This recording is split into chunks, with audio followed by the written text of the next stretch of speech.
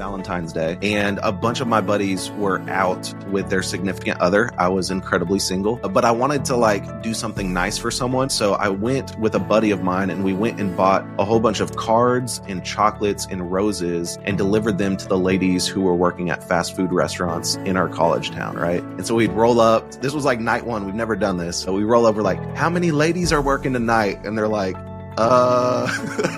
My name is Taylor Doe, and I am from Oklahoma City, Oklahoma. I'm the co-founder of Notebird, which is pastoral care software, helping church leaders care for their teams. I'm an avid Whataburger fanatic. That is a burger place. I don't know if it's on the coast or anything like that, but I'm a Whataburger fanatic. And I just genuinely love people. And this is my Faithly story. Welcome to Faithly Stories, the podcast that brings you inspiring tales from conversations with church leaders as they navigate the peaks and valleys of their faith journeys through their ministry work and everyday life. Join us as we delve into their challenges, moments of encouragement, and answered prayers. The Faithly Stories podcast is brought to you by Faithly, an online community committed to empowering church leaders, pastors, staff, and volunteers. Learn more at faithly.co. Get ready to be uplifted and inspired as we unveil the heart of faith through stories from the front lines of ministry on the Faithly Stories podcast. Actually, I have a different first question. Okay. Yes, let's go. I love curveballs. Based on your intro, so I've never had Whataburger, Okay. but I know about it. Yes. Right. And whenever I visit the South, actually, I think I was in Texas helping a friend move. It's like a thing. But whenever I hear reviews, it's not anything special. It's just more nostalgic. The best way I can describe it is Waffle House in Atlanta. People go crazy, but once you go, you're just like, I don't get it. So Could you, for the novice for the Whataburger, could you explain what the hype is? I'm happy. I'm honored that this is the first question. So you're probably right. You're going to have a majority of experiences that are like, this is a mediocre burger. But overall, it is kind of the ethos of the place, especially in Texas, kind of where it was founded and things like that. People go crazy for Whataburger and even have Whataburger art in their house and things like that. Like there's a whole Instagram page dedicated towards it. I fell in love with Whataburger in college. I started going my junior year, I think, is when they built the new Whataburger in Norman, Oklahoma. I went to the University of Oklahoma. And so me and my buddies would go, and we'd always go late night. So it was always just after 11 p.m., just having a good time. We were hungry, all of that. And I went so much that I actually got the employee discount because I was going so often. I started to get to know the staff, and we kind of were taking care of a few of the ladies who work there, their families, with a ministry that I'd started. Anyway, so it's kind of that. But yeah, you're not too far off. I think it's a pretty good burger. It's probably not the best burger in the world, but for a fast food place, I really like it. The one hack that I will share for you right now is you can actually request for the burger to be cut in half. Okay. And let me tell you why this is important is because I think it's a lot cleaner and easier to eat. And at the good Whataburgers, they'll actually individually wrap the halves. And so you can just start with a half, especially if you're driving or anything like that. And so I just think it's interesting that you can have them cut it in half. I have them cut it in half every time. And so my name's Taylor Doe, and this is my Whataburger story. Well, with that, then could you share how your faith journey started? Yeah, for sure. I grew up in a home where faith was kind of the number one. I'll actually start with my grandparents. I had a grandfather on my mother's side who was a pastor and who taught at a Christian college for decades and decades. And then on my dad's side, his dad, who I never got to meet, Grandpa Doe, was a pastor of small churches up in Michigan. And so just kind of coming from that faith tradition, was in a home where that was very important. And there were some spiritual practices that I saw my grandparents and then my parents kind of follow and do. And so that really shaped a lot of my belief coming to that. Then kind of growing up, had just a lot of really great experiences with the church that we grew up in. I had just adults and older people who were in my life, at crucial moments. And then just in the normal day to day, I had people investing in me. And so I feel very fortunate to have those kind of spiritual leaders at different phases of my life. One of those was Jeff Berg, and he came in our freshman year of high school and was like, hey, I'm going to stay with you guys until you graduate at least. I'll be here, so you can count on me for that. And that was definitely kind of a big moment as my faith started to kind of deepen with him as kind of a spiritual leader. And then he put us in situations and took us on trips that really opened my eyes to the way people live and different socioeconomic statuses and different places that we got to go with him was definitely eye-opening and helped develop my faith. And then in college was around a group of guys and a group of people who were also faith was important to them. And so my faith kind of took another step during that season of my life and really kind of connected like actions and the time that I spent with other people outside of just kind of this small group and kind of outreach really became important to me. And then post-college, just being able to serve in kind of lower income communities and eventually moved here to the east side of Oklahoma City, which we can get into if you want to. But yeah, that's really kind of my journey as I'm still kind of working on my spiritual practices and how I'm spending my time and who I'm spending with and kind of building community. That is where I'm at. Where'd you go where you had these eye-opening experiences? I mean, some was in our own kind of smaller town. I grew up in a community that was probably 40 to 50,000 people, kind of fluctuated. And so one, in my own community, two, we went down to Waco, Texas with Mission Waco and kind of understanding the homeless population and spending time there as well as doing some outreach in some apartment complexes and things like that. I've spent time in Chicago, in Atlanta, went to Haiti. I've been to Haiti probably 5 or 6 times. And so both kind of locally, I'm very much ministry and proximity type guy, but very much locally and kind of in the States, and then have had a chance to go to India as well with the persecuted church and as well as serve in Haiti. So those are a few of the places that are near and dear to my heart. But what internally for you, like, did you feel that made you go like, whoa, what is this? Or like, yeah, because eye-opening can be good or bad, right? Yeah, so like totally. For you, it was a positive experience. Like, how did it shape you? Yeah. Let me kind of start. Let me back up a little bit and kind of share a little bit about like the environment I grew up in. I feel like even from my grandparents' perspective, like others and othering was a value of our home. So it was very much like we care for people in this household. So my grandpa would do trips with students. He taught the freshman Bible class at this college and wanted to do experiential learning with his students. So he kind of created this trip that's been going for decades at this point. And then Grandma Doe, who would serve in like the most quiet ways, in unknown ways of kind of seeing her. And then my mother she recently retired, but she was a family practice physician. And so I got to see the ways that she would care for her patients. Or we'd be out in the community and one of her patients would come up and share a story, and then my dad, who was very involved in our education, kind of volunteering with sports and, parent teacher associations and things like that. He was very involved in the community. And so I want to start by saying that I grew up in an environment where my eyes and my heart were already postured in a sense of others. And so then kind of combine that with the experience of like going and actually being able to be empathetic in that way was really, that's what I mean when eye-opening. It's like, this isn't really like, it's kind of the juxtaposition a little bit, if that's the word, of like how I grew up versus how others are living in their experience. And then really kind of wrestling with that. So what was the wrestle like, and like, where did that lead you? Yeah. So I think the wrestle was, just kind of a heartbreak for like feeling like this doesn't feel like heaven on earth, and just seeing the challenges that other people were facing, barriers that other people were facing that I didn't have to face. And so kind of wrestling with that was part of it. And I think from that wrestling turned into kind of action of like, I just want to spend time. I'm not here to really fix anything.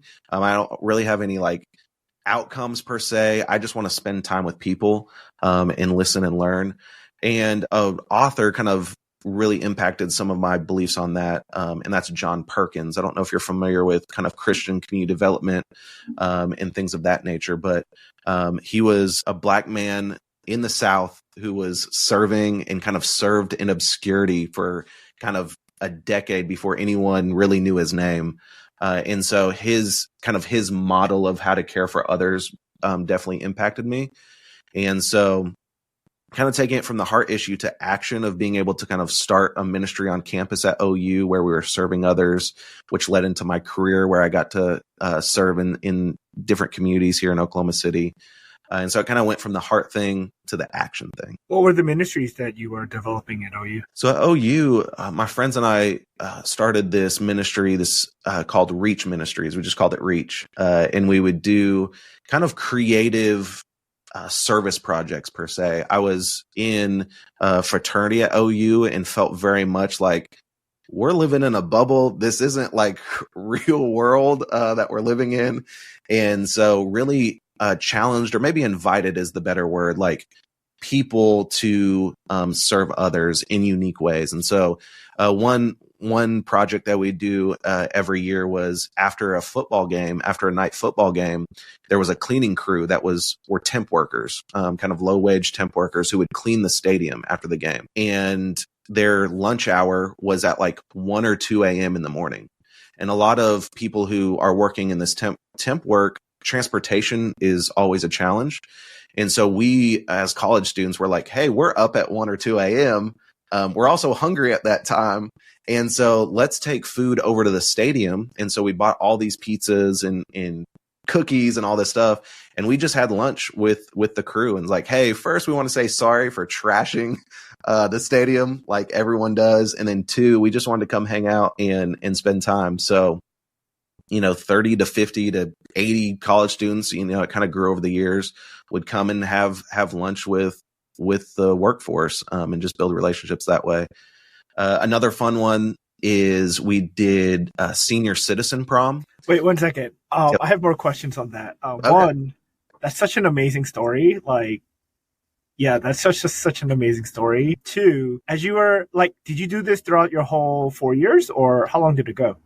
Yeah. So we started my freshman year. Like I said, I was just so fortunate to bump into and be around other people who had that same desire to just love serving people. And so I don't feel like this was isolated. Like it was just me out there. I did start the organization. You have to go through paperwork and do all that stuff.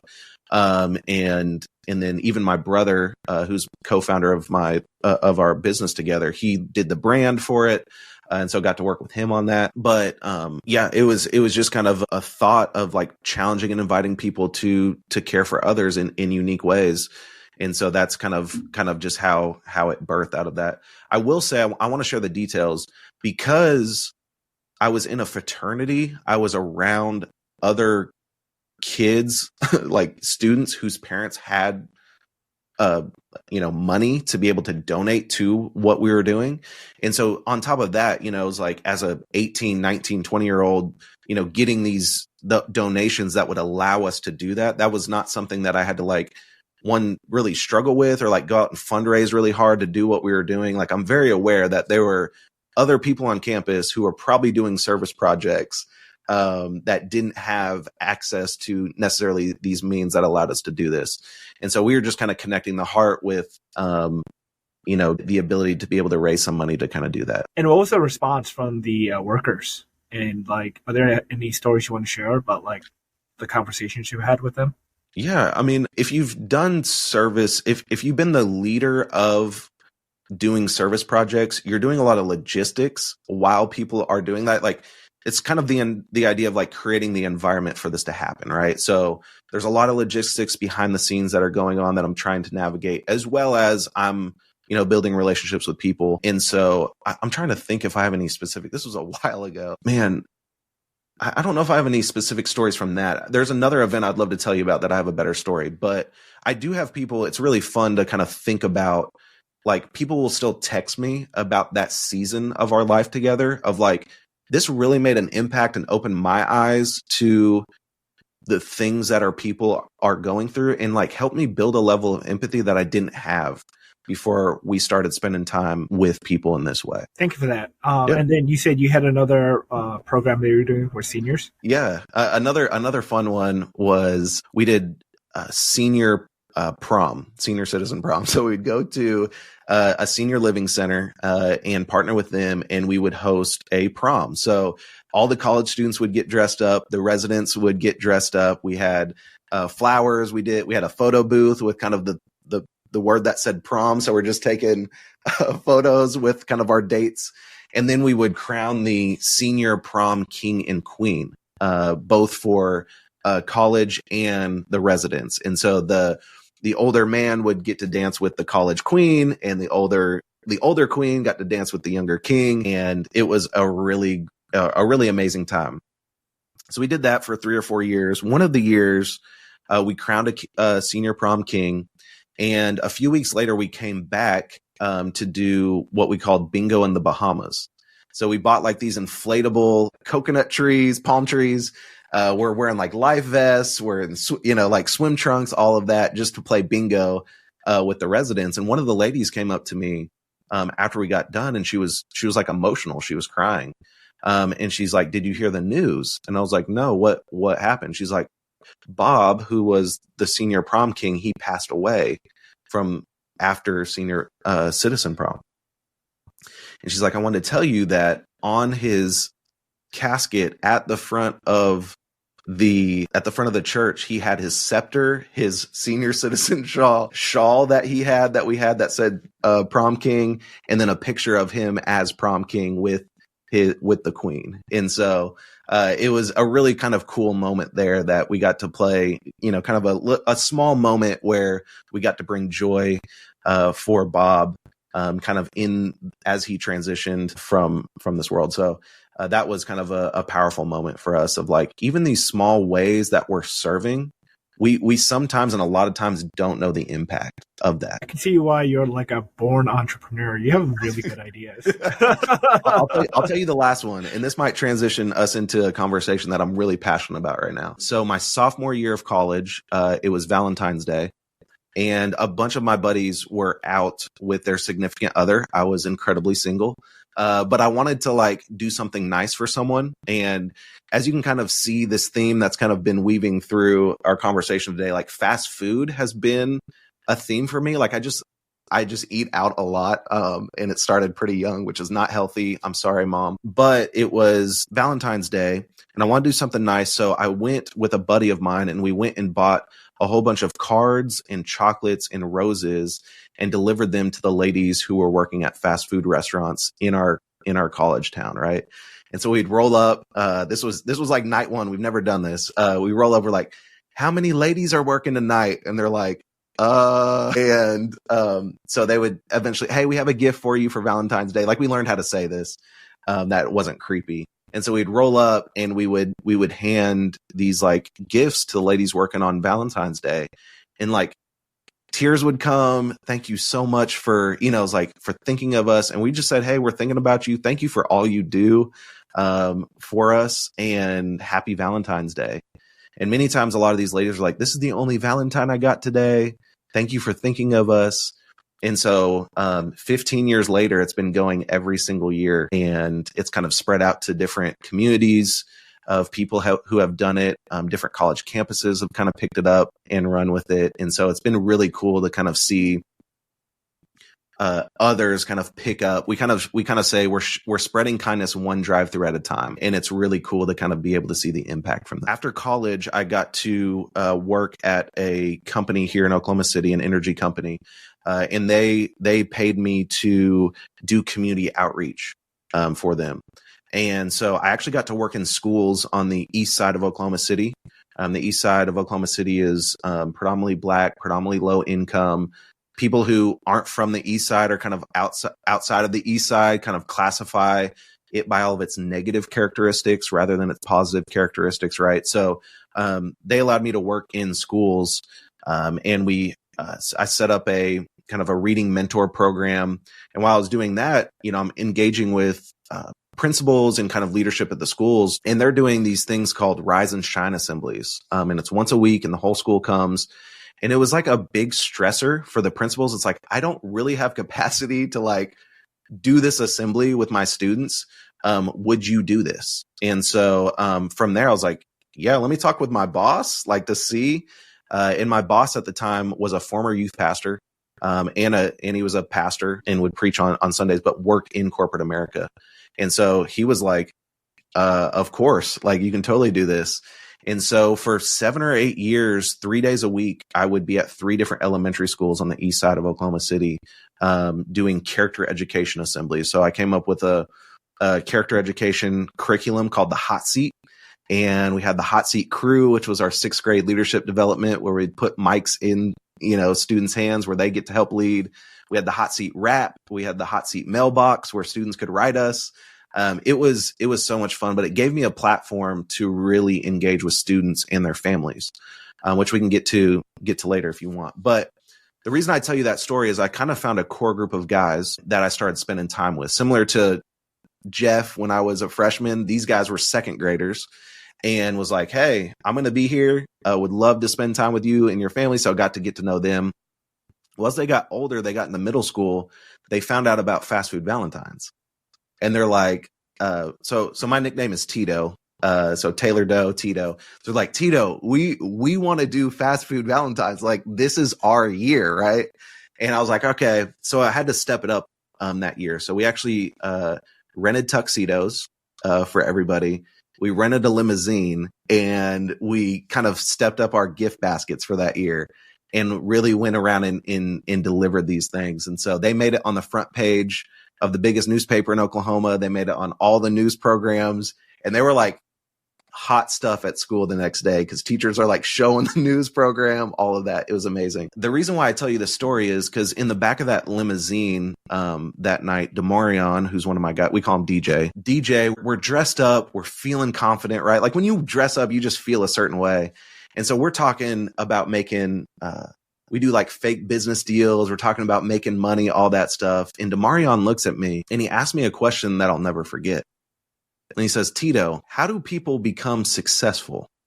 Like, I want to be successful when I grow up. And I froze in that moment. And luckily, Burger King saved me. We pulled up to our next spot and the guys hopped out, and by the time they got back, conversation had changed. But that was really weighing on me. It was this question of like this young man who I saw a lot of myself in him. He's funny. He loves serving, like all these things. And he's asking me this question, Tito, how do people become successful? How do people get the good jobs? Like, I want that. And so that really kind of led me down a path of doing research and asking questions of people, kind of how they get to where they're at. So that's a good question. What is your definition of success? Yeah. So I in this project that I did, I don't know if I really define success per se. It looks different for everybody, right? But what he was kind of asking was the ability to kind of do better than what my parents did, right? That's the idea of kind of social mobility.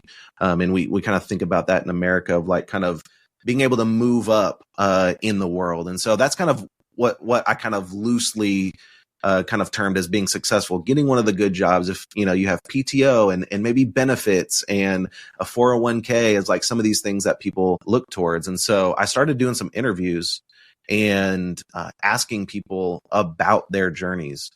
And I found some really fascinating things. Typically when we tell our stories, we hit the high points. For example, I interviewed this lady named Stacy, and she said, hey, I worked really hard and went to college, and then I worked at a PR firm. And that's really what kind of set my career. And so time and time again, people are saying, hey, I worked hard, and then I worked at this company and all of that. But what I found out was that there's a phrase that showed up in every single one of these interviews. And it was this phrase, and then. It's a transition word that we use as we tell our stories to kind of get to the next high point. But that's the transition word that hides all the details of how people get to where they're at. And so back to Stacy's story, what she doesn't mention was that the guy she was dating in college, his dad was a general manager at that PR firm and helped her get an internship, which turned into a full-time job, right? Joey, who worked hard and studied film and then, had this award-winning music video who I interviewed. He tells that version of the story, but what he doesn't tell is that his aunt bought him his first camera, which allowed him to learn how to do film and do all of that. And so it's these what I term and then moments that are kind of the untold stories in people's lives that help them get to where they're at. Yeah, I mean, if you listen to any like honest billionaire, like these podcasts, like they'll tell you like 90% is like luck, but what they're really saying is like an opportunity has to come that they had no control over, and then they seize the opportunity. Yeah. But I would nuance success that like the world success is like if you're secure financially, that people think that's success and all your acclaim. But even then, this is why we have like happy billionaires and miserable billionaires, right? Because I'm coming to this realization, especially as a Christian, true success is you finally figuring out what is God's purpose in your life and you falling in love with that purpose. And so, yeah, it's this funny thing that like there is a worldly success, but there's also a spiritual success of like, oh, I know exactly who I am and why I do what I do. And I think God blesses that. Oh, for sure. And I 100% agree with that. And then to add nuance, I think I don't typically do like a word of the year, but the last 2 years it's been the same word actually, and it's nuance. And so to add a little bit of nuance here is like even the component of like poverty, I think adds to this conversation, right? It's like, I'm trying to not hurt as much or see my mom or my dad or my family like have to go through these things. And so I think it's even kind of those are the kind of conversations I like having, and kind of the nuance of success or like social mobility is talking about the marginalized and people who kind of been left out of the economy in some way or things like that. And so I think that is another component to it, is like I see the conversation I've had with DJ is like, and what I love about his heart is he doesn't ever talk about his own success just for himself, right? I mean, of course, he's like, he has these goals to buy some things, but for the most part, it's like, no, I want to be able to like help my mom buy a house, and I want to like not have to worry about X, Y, and Z happening in regards to our power getting cut off or things like that. That is another kind of nuance that he's having to work through. And these were some of the things that I didn't ever really have to think about growing up. And so I think that's in the conversation that we're having around and then moments and things like that. That's really what I want to draw light to, is how people get to where they're at. And once you kind of work through that and identify, man, these people in this door open and all of that, my hope is that there's a level of empathy that says, I want to do this for someone else. And so that's kind of really kind of at the baseline of it all. Yeah. Like, I mean, I grew up poor, not like poverty line poor, but like just enough poor. And being poor and like you even mentioned, like worrying about the power got cut off, like that was a common occurrence. Yeah. And it lights a fire under you of like, there's no way I'm going to continue to live like this. I need to do something. But the flip side is I wish, even as I was younger, I wish someone told me like, going for it is a good thing. Just make sure it's not the only thing that matters in your life, because that drive, it becomes so intense, like it can overtake your life. And so real quick, what I'd left out of my story is about a billion things. But in order for me to even like get to know these students and work at that company to do community outreach, my college roommate's mom was senior vice president of HR at that company. And she donated to Reach Ministries in college and was like, Tito, you're doing some like pretty unique things, right? Like serving and all that. We have a community outreach team that we're just getting started. I want you to meet Greg, who's going to oversee that. I don't know if anything will come from it, but I just think you guys would like each other. And so she gave me a key, unlocked the door for me to have an interview with Greg, which turned into, an internship, which turned into a full-time job. So how do you go from there, from Notebird? And like, what is Notebird exactly? Yeah. No, I think it's a great transition. Literally in that same season for that same company, I actually started out doing halftime community outreach in halftime employee care. So my title was not a corporate chaplain, but that's kind of like the closest thing to kind of get people in the brain space. So I did employee care. So So I did employee care at this company. And so when an employee would have a baby, we would send a gift basket to them. I did a lot of handwritten cards. If an employee had lost a loved one, we'd send food and handwritten cards and calls. We had support for mental health services, and we had kind of have a marriage initiative going. And I got to do all of that. And after a few weeks, like employees were sharing life details with me, about their kids and their families and, the situation at the hospital, all of that. And I needed a way to stay organized. And so I was kind of using my notes app, filtering my email, spreadsheet. I tried a pretty complicated sales tool that I was like, this is just too much. I don't need this much. And then I reached out to some clergy friends and I was like, hey guys, this is kind of in your job description. Caring for people, like, what are you doing to stay organized? And that's when they came back and said, man, we use a spreadsheet. We have a dry erase board at the office with people in the hospital. And then when they're not there, we just erase their name, or we're just not even really tracking it. We're just kind of surviving. And so that's when I went to my brother, Chris, who is one of the smartest people I know, and was like, hey, I have this idea that I would use in my personal life, as well as at the job. And then I think we could also serve churches as well. And so that was kind of the origin of how that idea kind of came about. So what is Notebird exactly? So Notebird is software that is helping church leaders and their teams track and organize pastoral care.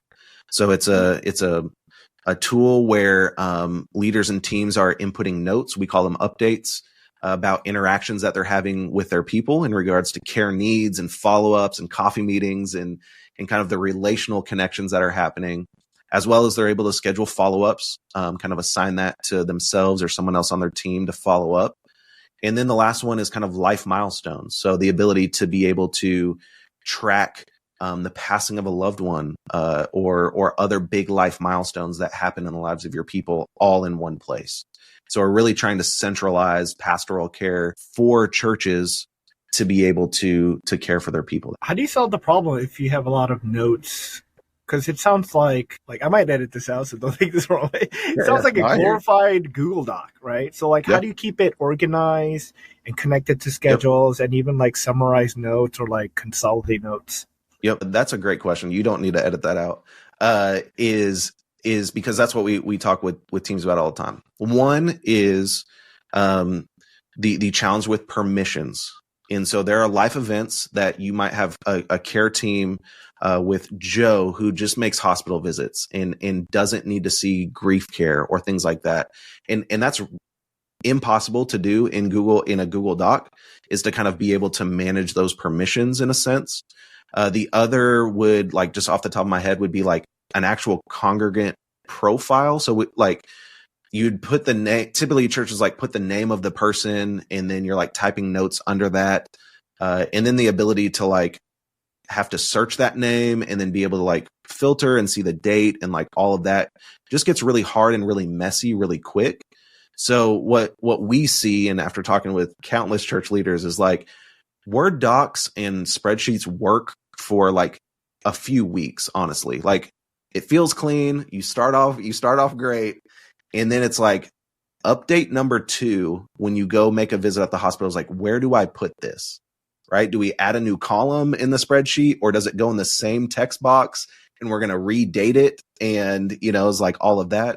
So that's when it really starts falling apart, when it comes to kind of extended follow-up or care history. Yeah, I think because we're trying to have churches adopt what we're doing too, right? And we realize people are very comfortable with what they're doing, but they don't realize what they're doing is not scalable, or it has longevity, or even continuity where you can hand it off, because now you're buried in 500 files with 500 documents. Of course. How do I do this? Yeah. Dude, you are explaining a very big pain point for church leaders. And one is kind of, you mentioned it briefly, is the handoff of this information, right? So we think strategically about helping churches create a legacy of care, is what we talk about. And how you do that is you care for people over a course of time. And knowing that there are going to be different team members who come on your your team. There's going to be pastors who leave and pastors who come. And so having one place to be able to store that, as well as seeing care history, is important. So with Notebird, you're able to archive the pastor who's, moving on to a different church, but you get to keep all of the updates that he or she made over the course of time, to be able to have that care history there. So that is definitely a component that we're kind of thinking about when it comes to kind of centralizing that data, not having 500 different things that you're having, folders and things that you're having to find. And then the other aspect is, I talk with a lot of church leaders who step into a role and there's no information for them. They don't have a homebound list. They didn't know that, Stacy has had kind of a long-term illness that has been like very challenging for her. And she has to retell her entire story to this new pastor, right? Like there's that really actually breaks my heart because, I love people, is like, man, with Notebird, you're able to kind of see this history of care that gives you context, right? And you don't need to go in there saying all the details about everything, but it gives you a context of like, what is going to be my approach as I'm caring for this person? And so many pastors walk in blindly to the congregation that they're starting with. And I think a lot of harm can be done, but I don't necessarily think about the negative as much. I think about like the positive of what it could be if you came in and had this wealth of knowledge there to be able to kind of pick up where the pastor left off. What's been your biggest challenge to get churches to buy in? Ooh, great question. So I think our demographic of users kind of skews a little bit older in age. We have a lot of care ministries who it's like retired folks who are like, hey, I love people. I'm available. I want to help. In that same vein, we obviously have people who fall into that demographic who love technology, but we also have people who are anxious about technology and starting new things. So we have really erred on the side of ease of use for our customers. We don't really advertise this, but like our font's a little bit bigger. Our buttons are a little bit chunkier. We're like intentionally slow on releasing new features. Like we're not feature happy to try to like, because we believe that the more complex a tool is, the less likely your team is to use. And so a lot of these churches are saying, hey, or you asked about the challenge. Sometimes we get people saying our church management tool does this feature, like it has a notes section. And then they'll turn around in a month or so and say, hey, there's a lot of buttons you have to click to like get to the notes section, or like Betty is just way overwhelmed with like having to click through attendance and all these things to find the notes. And so that is one of the challenges where it's like, hey, we think we have a tool to do it, or we're going to use this spreadsheet. And then what we've seen, which has kind of validated the product, was that they come back and are like, hey, we actually want to use Notebird. So that's one of the things we face. Yeah, my rule of thumb with UI is if it takes you more than 2 clicks, you're going to the wrong place. Yeah. Yeah, dude. You think about this stuff every single day. And it's hard to communicate that. Like, I wish people could see behind the scenes of a like an intentional tech company to see how many conversations we have about the UX UI of the tool, right? Like, Chris and I have gone back and forth so many times about and looking at so many different layouts with thinking about our user, saying, I think this is going to be confusing. And then we'll test it and see if it is with kind of, a smaller group and things like that. So I wish people, similar to Faithly and what you guys are doing there, like I'm on the platform, I signed up. It's incredibly easy to use. You can tell it's thought out. But you guys have had thousands of hours of conversation that I'm not privy to and I don't know about that have really impacted the setup of the tool, the design of that. I appreciate you seeing that. Yeah, no, I feel you. And to people who are listening who are not in technology, the thing that I would say is that you are also doing this in your context and should be doing this in your context, right? As we're creating environments, if church leaders are listening to this, as we're creating environments for students, if you lead youth, if you're creating environments for adults, you're having conversations behind the scenes that your people aren't privy to. And Chris and I both are dedicated to kind of excellence is a word that kind of leads all of our discussion. And similar for you guys at Faithly, I know you guys do stuff with excellence. That's the challenge to churches, like continue to have these conversations in quiet to build excellent environments and experiences for people to experience Jesus in unique ways. Yeah, I mean, at the end of the day, it's really simple. It's like always make a decision with the user in mind, right? Because at the end of the day, you want to benefit the user, because benefit the user benefit you. Because the people spending money is people. It's not like a machine is like making decisions like, this is how much you get, this is how much. It's like, no. Like you and Whataburger and me and McDonald's, they have a lifetime loyalty, a convert, right? So that's what 100%. We're doing. Yeah. 100%. And so, as I think about technology, is we love what we do, and we have amazing customers, like people who provide us feedback or like are very generous in like the words they use talking about Notebird. And so it's been really fun to like, I'm very relational. So like, I love having conversations with people who are using Notebird, but also I nerd out about the process and the systems that like churches are using if they're not using a tool like Notebird, to have that conversation around pastoral care. So even when it feels like, I think people sometimes see a website and don't see the people behind it. We'll get people chat us and like think we're a bot, or like start off like, aggressive is not the word, but just like very like, oh, I'm just talking with someone behind a computer. And then they're like, you're talking to me or someone, on the team. And we actually like talking with people. So like that experience of like how you meet people where they're at and then win them over as fans through care, I think has been a lot of fun over the years to do. So what would you consider success with Notebird? Man, that's a great question. I think we have several different avenues for that, I would say. I think on the decide to kind of stay in the tech side of things, I think a success for us is like people feel comfortable using the tool. Like we want it to be inviting and helpful. So like when they go to the activity feed, they're seeing like the latest interactions with people. And that's something you can't get on a spreadsheet. The way you filter and organize, you can't get that on a Google Doc. It's hard to do that in some church management tools. But you're seeing a feed of like, here's our latest interactions with people. And what we've heard from church leaders is they say, we open this up during our staff meeting and like, we pray for people. Like it actually spurs conversations on how we can care for people deeper. At the same time, it's saving us time, because historically before Notebird, we're just like sharing updates vocally at the meeting, letting people know about so-and-so had a baby, this person's out of the hospital, all of those things, where now everyone's on the same page, comes to the meeting, they already know that. So you don't really have to talk about that specific thing if you don't want to. And you can really optimize your time in a way to say, actually, Joe is going through this really tough life event. How can we care for him in a deeper way? And so that would be one category of success for us, is like really streamlining that process to help people save time, but also have more meaningful conversations when they're together as they plan out how they're going to care for others. It's funny because the original idea of Facebook was actually pretty ingenious. Of like, I just want to know what's going on with my friends 100%. Or like my community.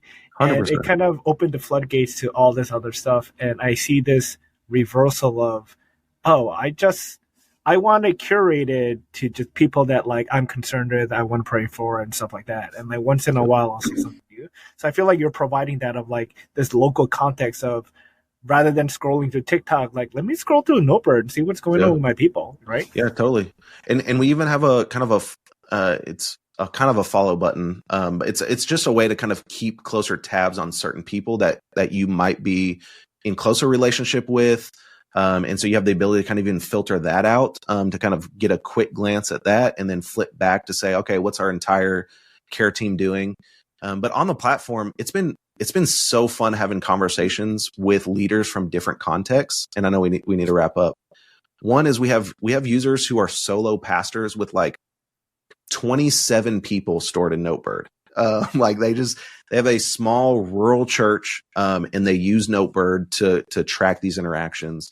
And then we have churches that have 30, 40,000 profiles stored in Notebird. In the systems behind, having their teams on Notebird and all of that is very different logistically, but at the end of the day, it's about caring for your people.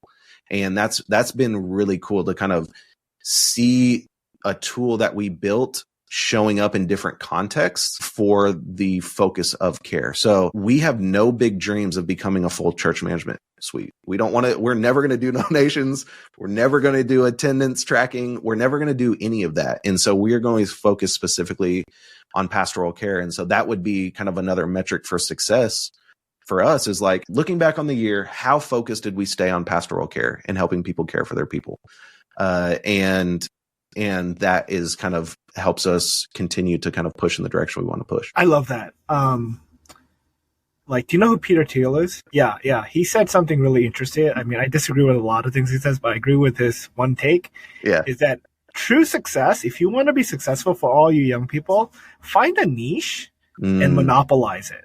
And you'll get to success way faster than trying to compete with the entire market on like church management software.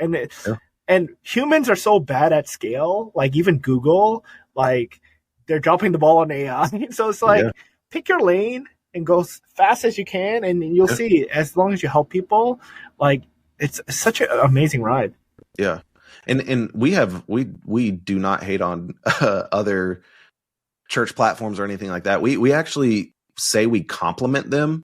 Is a word that we use often. We want to complement how people are carrying, their caring ministries, as well as they're using other technology in the church. And so those church management platforms are doing amazing work and helping people, run their church and connect online and do all these things. We, just like you said, we decided we're going to take a niche. We're going to focus specifically on pastoral care. We see the need here, and we want to try to meet that need. And that's where kind of Notebird was born. And I kind of just see that as like part of like a kingdom paradigm or dynamic where it's okay to be very unique and individual, because that's how God created you, because you are placed on this earth to do this one thing that you're supposed to do. No one else, right? Yep. And if companies understood that, like, hey, like we can coexist because, there's a diversity of stuff, but we do this one thing so well, everyone is coming us for this one thing. And I feel like you're providing that, and it's great. And to piggyback off that, as you do that, we have found along the way that there are people who overlap with our passion. We might be specifically gifted or focused on this, but we've run into people who really genuinely love pastoral care or care ministry or Stephen ministry or card ministry. They love sending handwritten cards to their congregants. And so even in this, yes, we are laser focused. It's been really cool to kind of see the overlap. And I'm sure you've seen that as well with Faithly is even with us, when we connected, kind of in the early times was this is amazing. And we want to be a part of this. I'm sure you guys constantly hear that with conferences and with users that you're signing up the platform. It's really cool when you're operating in that you find and attract other people who are interested in that. It's so crazy. Once I realized what kingdom patterns were, as long as I follow them, it's so intrinsic in people because it's who we are internally. And Jesus is well, I've been saying that all along. So just keep following that pattern. So for sure. What are you hoping for at Faithly? Sorry, will you say that again? What are you hoping for at Faithly? Oh, man. I think a lot of things. I love just kind of tracking with you guys. First, you guys did a rebrand, and it's phenomenal. Great work to you and the team. It's beautiful. And even seeing the accents show up in different things that you guys are doing. It is wonderfully done. So I think that's amazing. The other thing is what you guys are creating is, me personally, I'm looking for community through the platform. And so obviously I'm bent towards care, in meeting a community on your platform that's talking about these things and talking about strategies and heart behind why they're caring and resources. And so that's something I'm looking for in Faithly. The other thing that I think about, and this kind of goes to and then moments, is the connections that are being made and the opportunities that will come through meeting people through the platform that you built. And I know you guys kind of have a jobs section and the ability to be able to find that, but I think it's even deeper than that.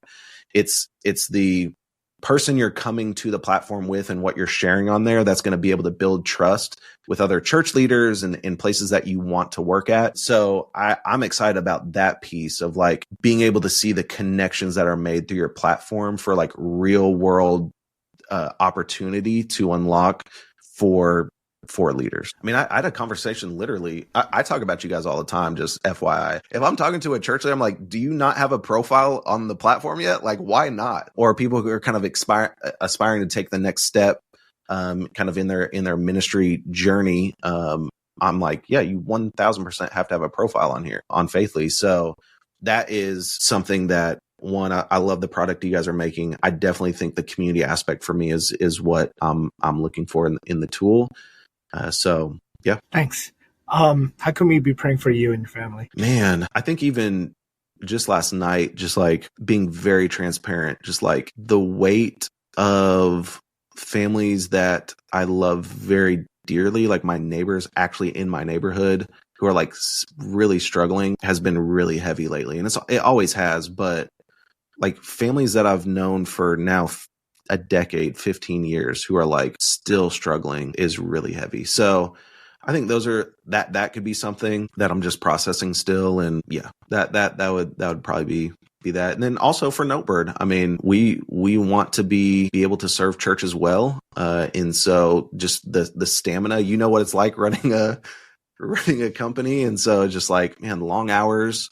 I'm very fortunate that I get to work with my brother and even my sister-in-law now. So people that I love dearly and who I think are just brilliant. So yeah, just the energy in being sustained in the work that we do. Thanks, man. This was great. I love your heart. Yeah. Just well, thank you. A special heart. Yeah. I would love to honestly down the road is interview you on your own podcast. I have this idea where like I don't start my own podcast, but I just go on other people's and get to interview the host. And so if you're interested in that, I'm 100% down for like kind of taking the mic from you and being able to interview you. I don't know if you've done that yet, but I would love to. Let me end this podcast. Okay. That's it for the podcast, guys. Bye. Thank you for tuning in to the Faithly Stories podcast. We pray this episode gave you the encouragement you needed to continue on your journey. The Faithly Stories podcast is brought to you by Faithly, an online community committed to empowering church leaders, pastors, staff, and volunteers. The Faithly digital platform offers innovative and practical tools and resources to enhance connection, foster collaboration, and promote growth within the church and ministry space. Remember to subscribe, rate, and review our podcast to help reach more listeners like you. Stay tuned for more uplifting tales from the front lines of ministry on the Faithly podcast. Stay bold, stay faithful, and never underestimate the power of your own story.